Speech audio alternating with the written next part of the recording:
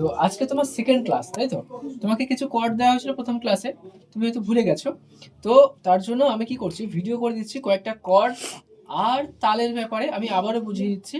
ঠিক আছে, এটা তুমি একটু প্র্যাকটিস করবে, ঠিক আছে?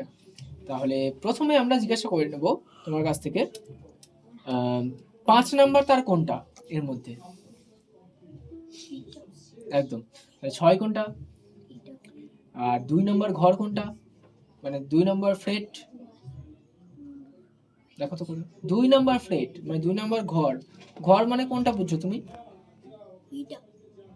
ঘরগুলো দেখো, এই যে এটা হচ্ছে 1 নম্বর ঘর বা 1 নম্বর ফ্লেট বলা হয়, এটাকে 2 নম্বর ঘর বলা হয়, 3 নম্বর, 4 নম্বর, 5 নম্বর, 6 নম্বর। বুঝতে পারছো কোনগুলোকে ঘর বলা হচ্ছে? হ্যাঁ, তাহলে এটা কি কি বলা হয় আরেকটা? ফ্লেট। ফ্লেট। চলো তাহলে আমরা 2 নম্বর ফ্লেটে, 2 নম্বর ফ্লেটে আঙুল রাখো আগে। হ্যাঁ, 2 নম্বর ফ্লেটে 2 নম্বর আঙুল, এটা হচ্ছে 2 নম্বর আঙুল, ওকে? আর 5 নম্বর তারে আঙুল রাখবো, 5 নম্বর তার দেখো, হ্যাঁ। এবার এটা বুড়ো আঙুলটা একটু এইরকম ভাবে রাখো, এটা বেঁকিয়ে দিচ্ছ কেন? হুম, এটাকে এইভাবে রাখতে হবে, মানে এইভাবে পড়বে, এইভাবে। ঠিক আছে, তুমি করছো এইভাবে শুয়ে ফেলছো, শুয়ে দিলে তো হবে না। আর এখানে টাচ লাগালে হবে না, এইগুলোকে নিচে নামাও, হ্যাঁ এইরকম ভাবে ফেলতে হবে। বুঝতে পারছো? এখানটায় গ্যাপ থাকবে, ঠিক আছে? তাহলে এই একটা আঙুল বসলো 5 নম্বর তারে, তাই তো? এবার দেখো, এবার 2, 3 নম্বর আঙুলটাও তার নিচে স্ট্রিং এ বসে যাবে, মানে 4 নম্বর স্ট্রিং এ এবং 2 নম্বর ফ্রেটে। এই কর্ডটার নাম হয়ে যাবে কি? E minor chord. E minor chord, okay? এবার এই ই মাইনর কর্ড ধরে আমরা ডান হাতে একটা রিদিম প্র্যাকটিস করব। কি? 1 2, মানে down up, down up, okay? Down up. আর হাত, তুমি এই কবজিটাকে মুভ করবে, এটা শক্ত হয়ে আছে তো, লুজ করো, লুজ লুজ লুজ।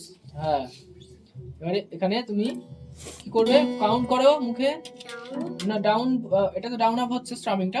তুমি বলবে 1 2 3 4, 1 2 3 4, 1 2 3 4, এরকম ধরনের প্র্যাকটিস করবে, ঠিক আছে? এবার এই যে 1 2 3 4, এটা তুমি দুবার করে প্র্যাকটিস করবে প্রত্যেকটা কর্ডে, মানে কর্ড চেঞ্জ করার সময়। যেহেতু এটা ই মাইনর কর্ড হয়ে গেল, এবার ই মাইনর এই কর্ডের সাথে আরো একটা কর্ড আমি দেবো। দেখো, তুমি এই যে কর্ডটা আমি যখন তোমাকে দেখালাম, তখন তোমার এইরকম ছিল, তুমি এখন কি করলে, শুয়ে দিলে। আবার এটা করলে কিন্তু হবে না, আর এইগুলোকে ছেড়ে দাও, টাচ লেগে যাচ্ছে, এগুলোকে টাচ লেগে যাচ্ছে, এরকম ভাবে করলে হবে না তো। বুঝলে, এইভাবে কর্ড ধরতে হবে। বোঝা গেল?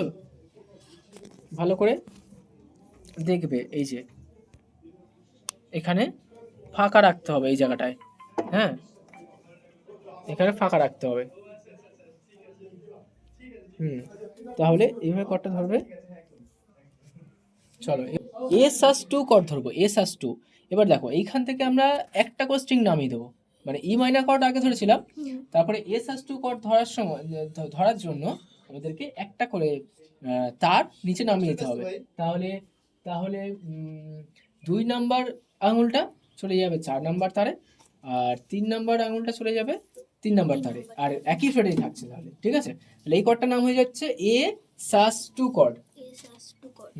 এখানেও আমরা সেম প্র্যাকটিস করব, 1 2 3 4, 1 2 3 4, ওকে? আর এটার সময় এই যে এই কর্ডটার সময় ওই যে 1 2 3 4, 1 2 3 4 আমরা রিদমটা প্র্যাকটিস করব। এর সাথে আরেকটা কর্ড তোমাকে দেখিয়ে দিই। দেখো, এই যে এসএস টু কর্ড ধরেছো তুমি, জাস্ট এটাকে একটু সরিয়ে দিয়ে তারপর 4 নম্বর আঙুলটা একই ফ্রেডের 2 নম্বর তারে বসিয়ে দেবো। ঠিক আছে, ভালো করে ধরো, আমি কি বললাম, এই বুড়ো আঙুলটাকে ঠিক করতে হবে। হ্যাঁ, এইরকম। এই কর্ডটা হয়ে যাবে কি, এই কর্ডটা হয়ে যাবে এ মেজার কর্ড। তাহলে এখানেও সেম করবো আমরা, 1 2, মুখে বলতে হবে তো, আর তাড়াহুড়ো নয়, তাড়াহুড়ো করবে না। 1 2 3 4।